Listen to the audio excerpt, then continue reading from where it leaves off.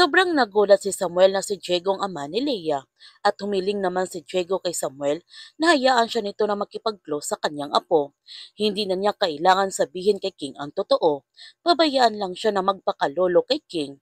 Pumapayag naman si Samuel sa kahilingan ni Diego, ngunit nakiusap siya nito na huwag muna niya sabihin kay King ang totoo. Naghahanap pa siya ng pagkakataon para sabihin sa kanyang anak ang lahat, para sabihin sa kanyang anak na hindi talaga namatay ang kanyang ina, na yung totoo, iniwan siya ng kanyang ina. Pumayag naman si Diego sa pakiusap ni Samuel. Ipinaalam na ni Jacob kay Agnes na doon na ito magtatrabaho kay General Ramirez bilang sekretarya. Nagulat naman si Agnes na may kaugnayan sa isa't isa sina Jacob at General Ramirez. Naguguluhan naman si Samuel kung bakit hindi nalaman ni General Ramirez na isang scammer si Jacob, na isa naman itong scam buster, at hindi pa alam ni Leia ang katauhan ni Jacob. Gayunpaman, tumawag si Ismael kay Samuel para ipaalam na kumikilos ng sasakyan ni Jacob. Baka ito na ang kanilang hinihintay.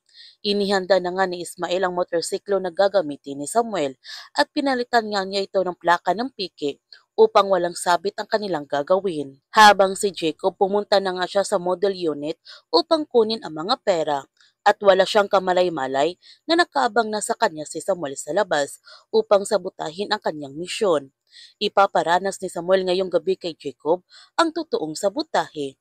Pagkatapos ng gabing ito, kahit sarili niyang kuya, hindi na siya pagkakatiwalaan, at nung umalis ng sasakyan ni Jacob, sinundan kagad ito ni Samuel. Nagsisimula na nga si Enzo na hanapin ang hard drive ni Rainier sa kwarto ng kanyang ama. Hinahalugog niya ang lahat ng gamit ng kanyang ama hanggang natagpuan nga niya ito. Nanginginig ang buong katawan ni Enzo nung hawak niya ang hard drive ni Rainier. Sobrang nasaktan si Enzo nung nalaman niya ang katotohanan. Ngunit nahuli naman siya ng kanyang ama.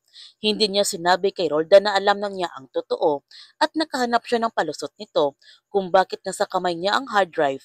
Sinabi niya sa kanyang ama na may litrato ba ang kanyang ina dito sa hard drive.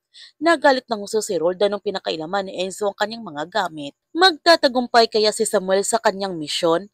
Yan ang ating abangan sa Sins of the Father. Kung bago ka pa channel ko, don't forget to like, subscribe, and click notification bell para palagi kang updated sa mga videos na upload ko. Thank you for watching and God bless to everyone.